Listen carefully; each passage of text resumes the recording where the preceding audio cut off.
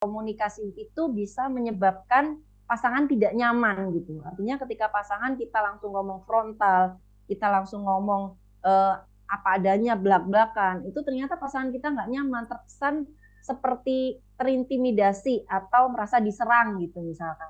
Ini juga akan jadi problem. Dan juga kita akan bahas tentang gaya komunikasi asertif, di mana ini adalah gaya komunikasi yang sangat ideal, yang paling ideal ya di antara gaya komunikasi ini. Diibaratkan kita bisa memiliki kemampuan untuk menyampaikan ya apa yang jadi unek-unek kita, sekaligus kita tidak menyinggung perasaan orang lain. Nah, ini nanti yang akan saya ajarkan ya, bagaimana kita punya gaya komunikasi yang mudah-mudahan bisa win-win solution gitu. Karena komunikasi itu kan ibarat jembatan ya, yang menghubungkan kita dengan pasangan kita.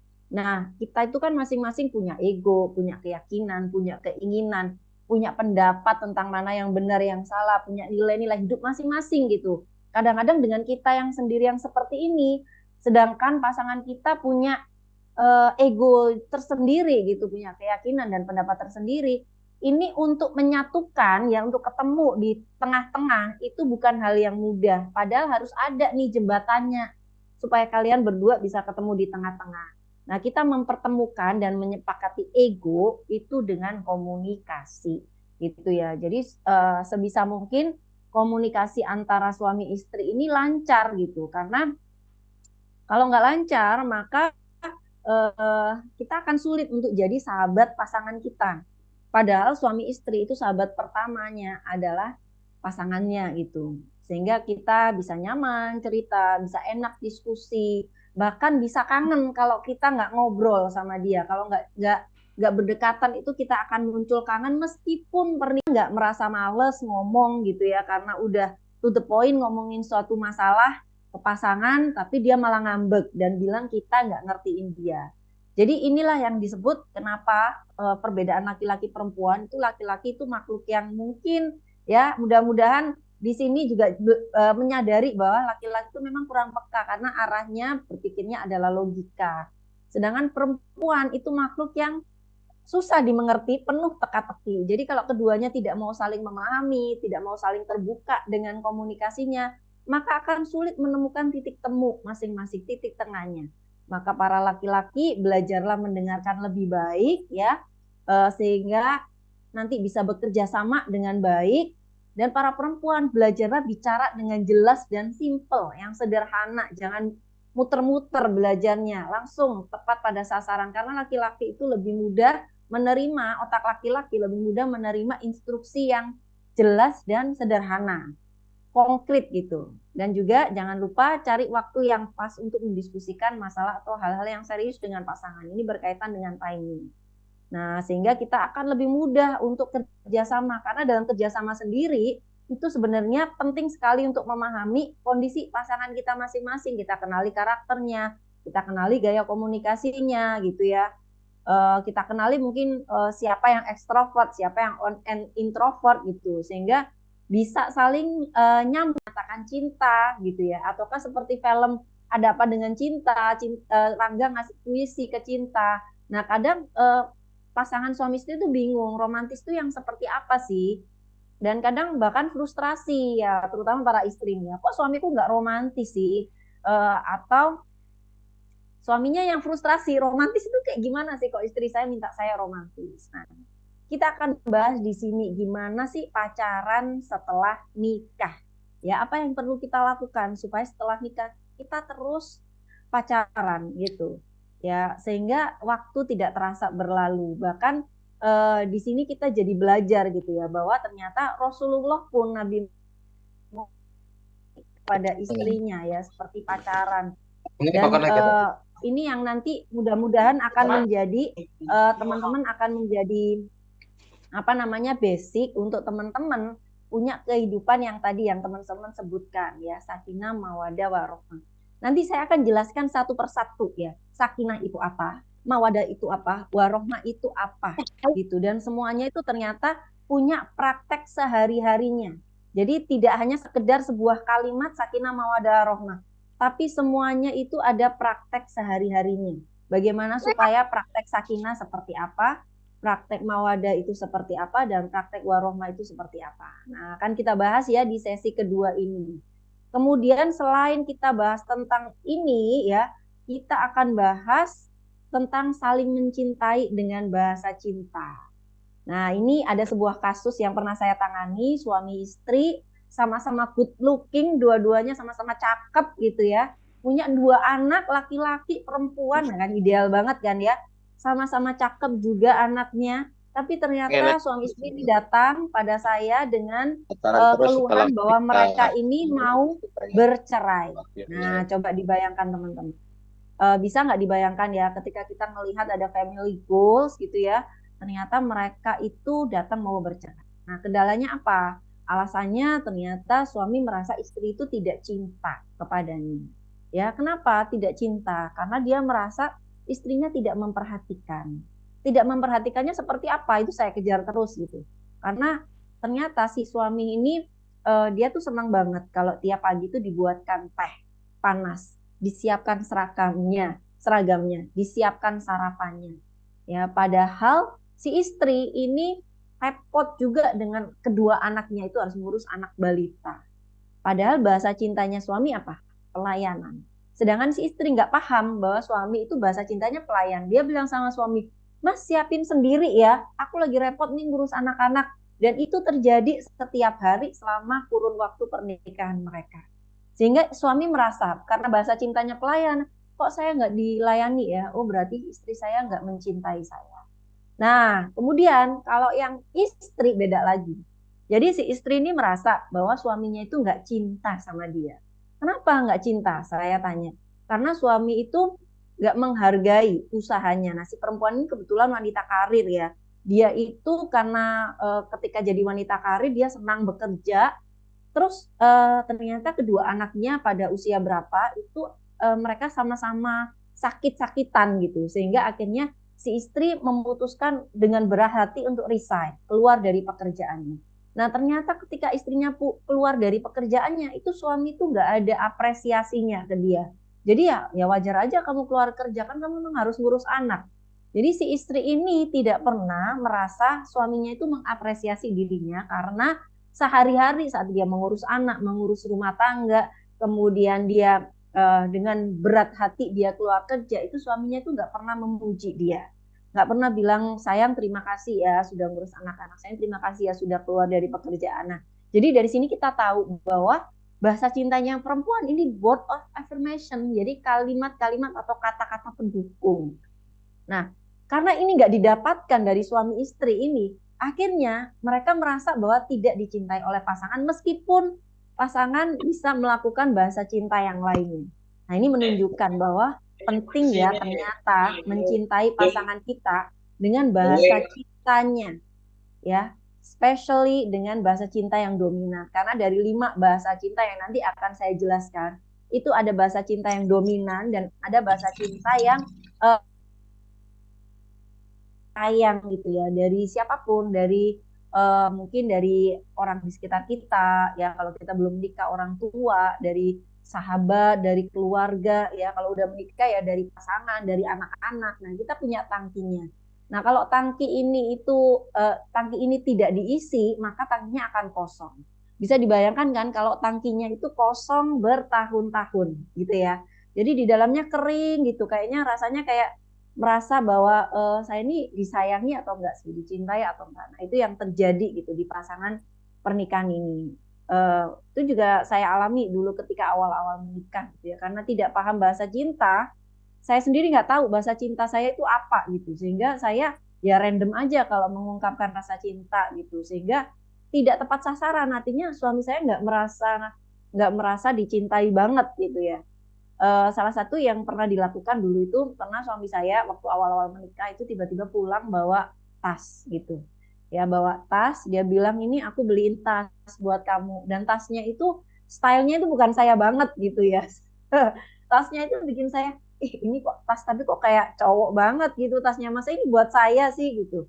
Nah, terus saya syukur gitu, oh ya alhamdulillah jazakallah ya, udah dibeliin gitu. Tapi wajah saya tuh kelihatan gitu kalau saya tidak begitu exciting gitu dengan hadiah dia gitu. Jadi dia bingung, loh aku beliin ini kok, tapi kok saya kok nggak begitu senang gitu. Iya, karena memang kayaknya ini hadiah itu bukan bukan sesuatu yang bikin aku happy banget, ternyata bukan hadiah gitu. Setelah kita eksplorasi, kita kenal dengan bahasa cinta, oh ya udah ketahuan gitu ya. Ternyata bahasa cintanya bukan itu, tapi yang lainnya. Sehingga dia akhirnya suami saya kalau bikin saya seneng, saya lagi bete ya tinggal dibom aja pakai bahasa cintanya gitu.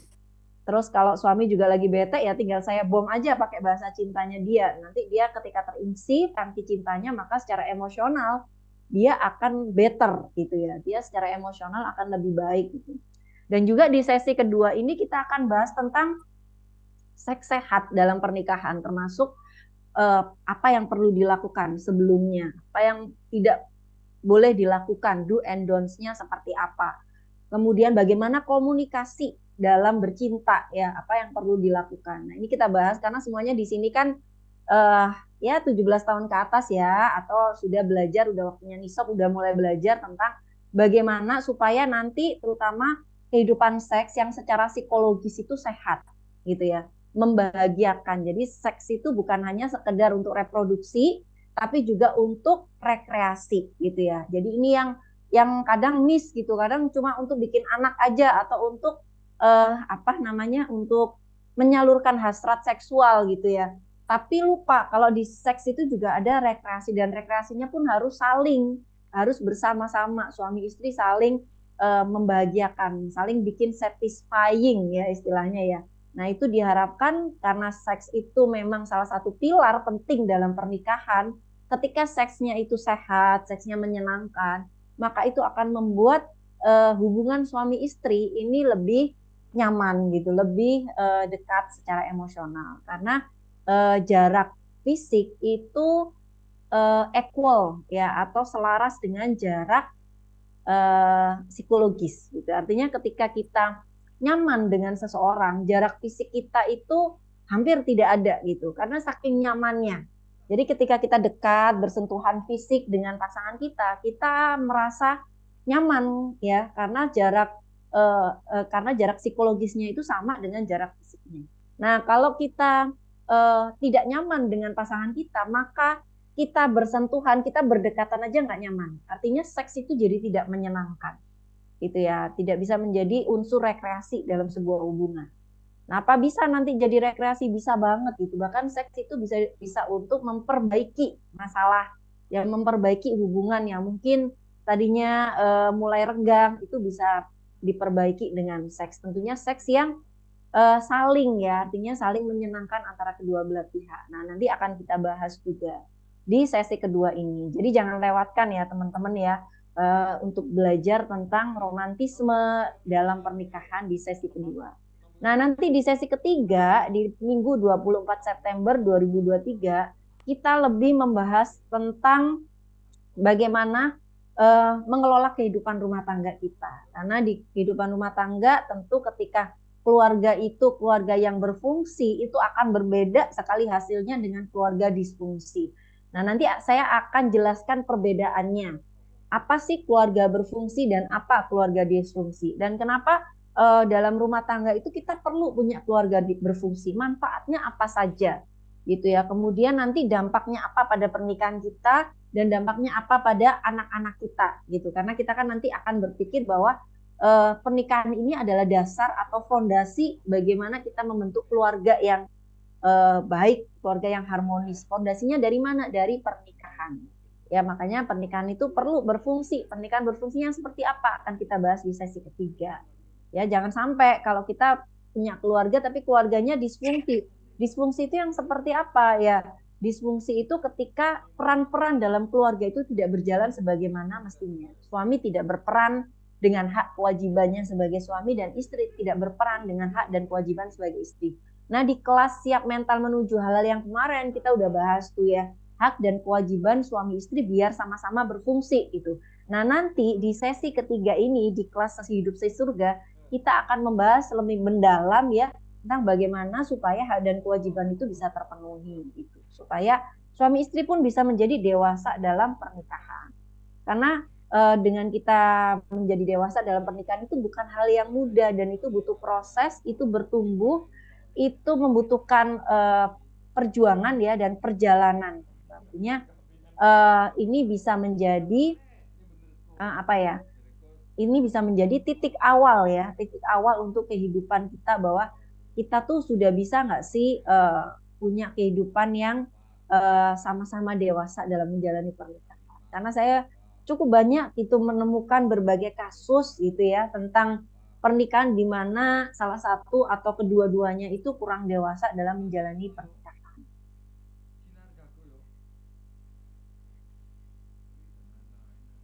Kemudian kita juga akan membahas tentang persiapan menjadi orang tua dan bagaimana mengelola waktu dan pekerjaan rumah tangga. Karena rumah tangga itu manajemen, betul kan ya?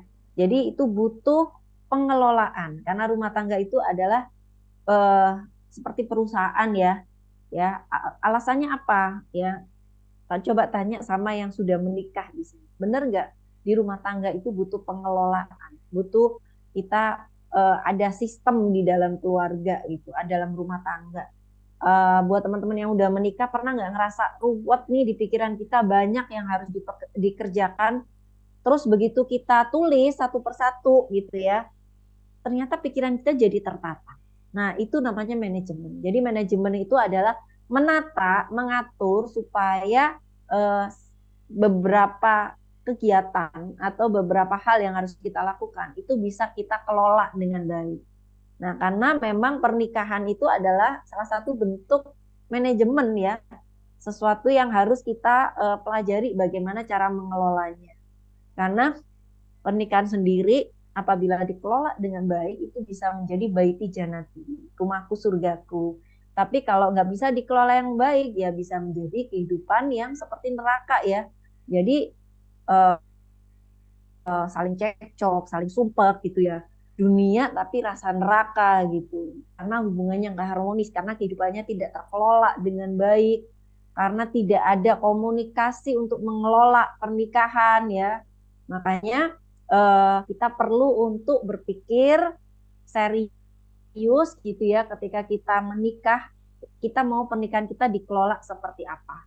Jangan sampai karena tidak dikelola kita jadi tidak punya waktu untuk hal-hal penting dalam hidup kita, misalkan waktu untuk ibadah, waktu untuk mengaji, waktu untuk meramut keluarga kita, misalkan orang tua kita bagi yang punya orang tua, waktu untuk diri sendiri, waktu untuk merawat pernikahan dengan pasangan kita, waktu untuk merawat anak-anak, quality time ya, bisa mendidik anak-anak dengan baik ya, dengan arahan dan nasihat kita, dengan bimbingan kita. Makanya penting ya untuk mengelola dengan baik waktu dan pekerjaan. Jangan sampai ketika menikah dan setelah menikah kita merasa diri kita ini masih sama, artinya masih suka hangout gitu ya, berjam-jam apa namanya, karaokean dengan teman-teman sampai malam ya, kita santai aja gitu. Karena di pernikahan sendiri itu sudah punya peran dan fungsi gitu yang harus kita lakukan. Jadi kita perlu kerjasama yang baik. Boleh nggak suami istri punya me time masing-masing? Boleh banget, bahkan perlu. Karena itu salah satu cara untuk merawat diri kita yang mungkin sedang lelah, sedang jenuh gitu ya. Perlu punya me time, tapi me time-nya harus dikelola dengan baik. Artinya harus ada batasan-batasan waktunya. Kemudian ada me time yang mana yang disepakati bersama antara suami istri. Nah, itu perlu dibicarakan. Jadi nggak bisa seenaknya sendiri-sendiri gitu. Jadi kalau mau seenaknya sendiri-sendiri, maka jangan menikah dulu. Karena ketika kalian pengen selamat sendiri-sendiri ya, bukan di dalam pernikahan. Kalau di pernikahan itu selamat bersama. Ya, artinya apapun dikerjakan bersama, apapun kita diskusikan bersama-sama. Jadi to become one ya di pernikahan ini gitu. Makanya kita kalau yang tadinya masih egonya besar, masih suka seenaknya sendiri, belajar dewasa dalam pernikahan. Karena suamimu yang mensurgakan kamu dan istrimu yang mensurgakan kamu, wahai para suami. Gitu. Jadi jangan melupakan itu. Dan sama dengan Rasulullah SAW dulu ketika beliau itu dalam pernikahan ya berat sama dipikul, ringan sama dijinjing dengan istri-istrinya. Bahkan Nabi itu ketika waktu luang tidak sedang perang atau tidak sedang dakwah, beliau itu membantu istrinya menggiling gandum untuk dibuatkan roti ya, atau membantu pekerjaan-pekerjaan rumah tangga gitu. Jadi nggak seenaknya sendiri gitu ya.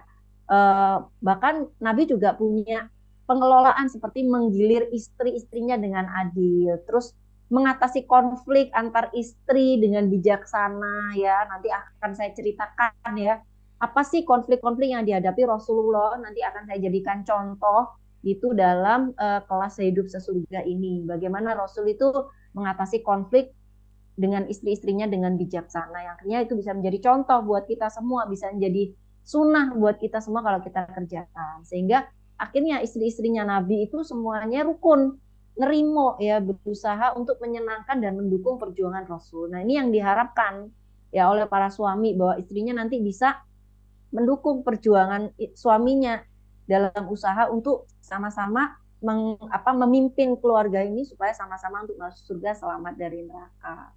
Nah, bila kita bisa gitu ya mempraktekkan, mudah-mudahan tidak hanya menjadi ilmu, tapi mudah-mudahan bisa menjadi amal, sehingga kita bisa menjadi suami istri yang punya kesejiwaan. Kesejiwaan itu sebuah proses terus-menerus, maka perlu kesediaan suami istri untuk menempuh prosesnya. Kalau punya kesejiwaan ya, maka suami istri ini seperti buy one get one ya, seperti nempel terus seperti amplop gitu ya. Kayaknya kalau nggak ada suami rasanya ada yang kurang, kalau nggak ada istri rasanya ada yang kurang. Dan ini nanti biasanya akan kita kemarin kita bahas ya udah ya di kelas siap mental menuju hal tentang fase-fase pernikahan gitu, bahwa fase kesejiwaan ini bukan hal yang instan, ini butuh waktu, butuh mengulangi prosesnya, melewati fase-fasenya, tantangan-tantangan dalam fase itu, sehingga bisa menjadi kesejiwaan. Sehingga kayak yang kalau istilahnya itu, kita itu jadi soulmate gitu ya. Artinya menikah itu jadi peristiwa bersatunya dua jiwa, dua hati, dua pikiran, dua fisik dalam satu ikatan. Ya, meskipun banyak perbedaan, baik karakter, sifat, atau kecenderungan laki-laki perempuan, namun dengan kesejiwaan ini kita berusaha untuk menemukan rumus penyatuan jiwa yang kita banget, yang unik banget dalam pasangan ini, beda dari pasangan yang lain, yang buat suami istri ini berada dalam suasana yang sejiwa, yang membuat kehidupan rumah tangga ini jadi nyaman, tenang, tentram, bahagia, minim konflik, sehingga walaupun sudah menikah 5 tahun, 10 tahun, 20 tahun, ya kita merasakan seperti tidak terasa gitu ya, kayaknya kok udah lewat, oh udah 13 tahun ya kita menikah gitu. Saya sama suami tuh sering merasa seperti itu, kayak nggak aware gitu kalau kita udah menikah selama itu gitu. Dan kalau dalam pernikahan titik kesejiwaan ini tidak ditemukan ya, atau belum ditemukan, maka suasana pernikahan itu seperti asing ya, saling berjarak, seperti ada sekat yang membuat tidak nyaman, tidak los dalam interaksi sehari-hari. Nah, sehingga kita perlu bersabar ya dalam segala tantangannya, bagaimanapun kamu adalah jalan surgaku. Jadi ketika kita berbicara dengan suami kita atau istri kita, dengan segala pernak-pernik dirinya, dengan segala kekurangan dan keterbatasannya dia, gitu dalam kehidupan pernikahan, sering sekali katakan pada diri kita, ya bagaimanapun dirimu, kamu adalah surgaku. Jadi saya cari surga dari kamu. Jadi apapun yang terjadi gitu, bagaimanapun kamu, saya akan berusaha semaksimal mungkin sapol kemampuan supaya kita sama-sama saling jadi jalan surga masing-masing, saling meridhoi untuk masuk surga selama dan neraka. Demikian dari saya, alhamdulillah jazakumullah khairan. Mudah-mudahan bisa bermanfaat buat teman-teman yang singkat ini bisa menjadi gambaran tentang kelas hidup sesurga yang akan kita start mulai minggu depan. Selanjutnya saya kembalikan kepada Mbak Nita.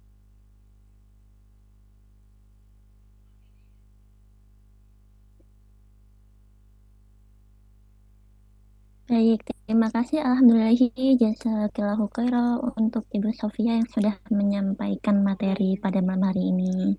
Gimana nih teman-teman? Kira-kira teman-teman tertarik atau kepo nih pada sesi berapa sih? Tulis dong di kolom chat.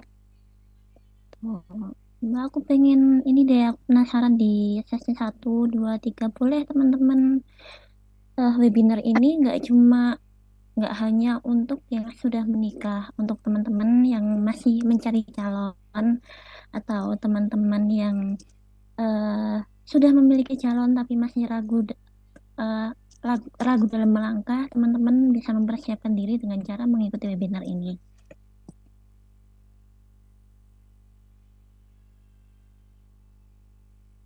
Nah, untuk sesi berikutnya yaitu sesi foto bersama dan tanya jawab ya. Tapi sebelum sesi tersebut dimulai, saya akan memaparkan sedikit tentang gambaran tentang kelas sehidup sesurga. Jadi nanti Bu Sofia itu nggak cuma sendirian ya teman-teman. Beliau didampingi oleh Dr. Rio. Bagi yang belum kenal sama Dr. Rio, Dr. Rio ini adalah apa Bu? Pacar halal ya Bu ya. Teman hidup. Insya Allah baik di Janati. Sehidup sesurga ya, sesuai dengan tema kelas pada malam hari ini. Gitu. Dia Bu Sofia dan Pak Rio ini sudah menikah selama 13 tahun, sudah pernah menjalani lika-liku dunia pernikahan ya kan. Kalau kita kan belum pernah ya rata-rata yang di sini.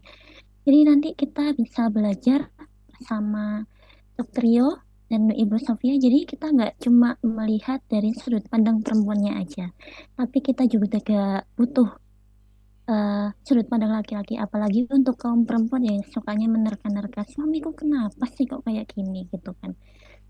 Tuh pada sesi kelas sehidup sesurga yaitu ada sesi 1, sesi 2 dan sesi 3. Untuk sesi 1 akan dilaksanakan tanggal 10 September 2023, sesi 2 17 September 2023, sesi 3 24 September 2023. Teman-teman nggak usah khawatir. eh Mbak, aku nggak bisa datang nih, gitu kan. Nggak apa-apa, tetap teman-teman nanti ada beberapa benefit yang bisa didapatkan, tapi lebih baiknya bisa mengikuti semuanya. Jadi nggak cuma lihat recordnya aja, gitu. Untuk benefitnya apa sih kira-kira? Kok dengan harga dari 275 dapat diskon 225, kira-kira apa yang akan didapatkan? Yang pertama itu ada konsultasi pranikah dan pernikahan serta pendampingan selama 1 bulan. Jadi untuk pendampingan ini berupa diskusi grup ya teman-teman. Teman-teman jika ada kegalauan atau masalah dalam hidupnya, teman-teman boleh sharing ke kami. Teman-teman boleh curhat, curcol boleh, atau Mbak aku mau carikan jodoh kok gitu. Boleh, nanti insya Allah bantu sakpol kemampuan menghubungi timnya masing-masing gitu. Yang kedua itu ada couple journal senilai 139.000. Couple journal ini berupa ebook, nanti di dalamnya ada beberapa eh, cara-cara gimana sih untuk prepare pernikahan, terus ada beberapa jurnal, ada beberapa tips-tips and trik dalam menjalani pernikahan juga. Yang ketiga itu yang pastinya ya ada perkenalan dan keakraban peserta putra dan putri. Terus yang keempat itu ada voucher diskon konseling sebesar 10%. Yang kelima itu ada voucher wedding vendor dari Hamoto Project sebesar 12%. Nah, cocok banget nih untuk teman-teman yang mau nikah tapi masih cari-cari vendor, atau teman-teman yang galau mau nikah tapi masih bingung gimana enaknya gitu. Nah, untuk untuk teman-teman bisa menghubungi nomor yang tertera ya jika ingin ada yang ditanyakan. Nah, untuk sesi berikutnya yaitu sesi foto bersama. Untuk teman-teman bisa on cam terlebih dahulu ya sebelum masuk ke sesi tanya jawab. Kami informasikan untuk sesi tanya jawab ini hanya untuk teman-teman yang mau on cam dan on mic. Tuh.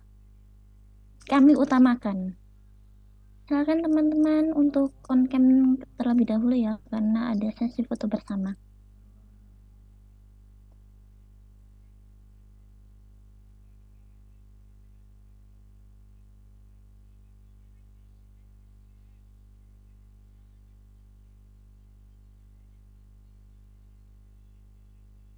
Nah, kan mungkin ada yang masih proses on cam, tapi kalau memang tidak bisa on cam, tidak apa.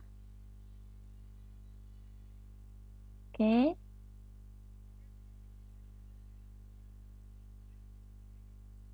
Oke, saya mulai ya. 1, 2, 3. Lagi. 1, 2, 3. Terima kasih. Alhamdulillahi jazakumullahu khairan. Silakan bagi teman-teman yang mau bertanya boleh rasain karena yang diutamakan adalah mereka yang mau on cam dan yang mau on.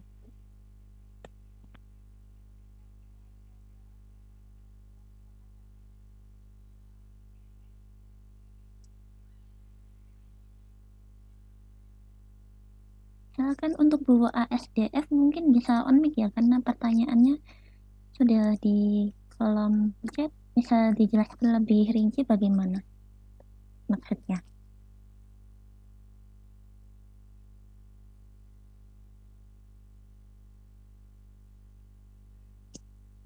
Oke, karena videonya hilang dan teman-teman belum ada yang mau open cam dan open mic, saya bacakan. Ini ada pertanyaan Bu dari ASDF. Bagaimana cara menjelaskan orang tua itu dua, ayah sama ibu, rumah tangga itu suami istri, bukan hanya istri atau ibu. Tapi ada sosok ayah yang harus ikut andil untuk mengurus rumah tangga dan anak. Gitu, Sofia, pertanyaannya. Ini menjelaskannya ke siapa?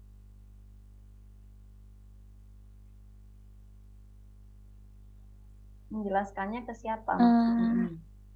Boleh lebih jelas untuk pertanyaannya, Bu? Iya, ini Iya, menjelaskannya ke mungkin siapa? Apakah ke pasangan atau ke anak atau ke siapa? Gimana maksudnya? Ataukah ini mungkin maksudnya fatherless gitu ya? Bahwa bapaknya tuh nggak hadir gitu ya dalam pernikahan atau dalam kehidupan keluarga gitu ya? iya sepertinya seperti itu, Bu. Ya, pertama kalau memang suaminya belum memahami peran fungsi sebagai seorang suami, ya tentu nggak paham gitu ya, bahwa dia punya peran untuk bisa ikut andil dalam mengurus rumah tangga dan mendidik anak. Makanya yang pertama yang harus dimasukkan adalah peran dan fungsi sebagai suami, secara agama bagaimana, sosial bagaimana gitu, secara keduniaan seperti apa, itu yang perlu ditegakkan. Insya Allah di Quran hadis itu sudah sangat lengkap gitu ya, sudah sangat lengkap peran fungsi itu dijelaskan, tinggal bagaimana mempraktekkan. Makanya ketika suami itu tidak memiliki ilmu, maka akan sulit sekali untuk memahami. Kalaupun memiliki ilmu tapi tidak menginternalisasikannya, tidak mempraktekannya, maka juga akan sulit. Makanya kalau kita sendiri tidak bisa mengedukasi pasangan kita, suami kita atau ayah dari anak-anak kita, maka bantu untuk mengedukasi dari orang lain yang dia lebih respect gitu ya, yang bisa lebih dia dengarkan. Itu sih kira-kira. Yang pertama itu dulu itu. Baru kalau dia udah paham peran dan fungsinya, maka dia akan lebih mudah untuk bekerja sama karena udah tahu, oh iya ya, saya sebagai suami Rasul aja bantu istri-istrinya gitu. Kalau memang lagi di rumah gitu, Rasul aja begini begitu. Jadi kalau udah ada contoh-contohnya itu akan lebih mudah. Itu kira-kira. Mudah-mudahan menjawab ya pertanyaannya. Baik, terima kasih. Alhamdulillah jazakallahu khairan untuk Ibu Sofia. Tuh, Amin. seperti mungkin sudah cukup ya penanya pada malam hari ini. Kalau sudah Mm-mm. cukup, kita akhiri saja. Oke, terima kasih untuk teman-teman yang sudah bergabung. Kurang Amin. lebihnya mohon maaf.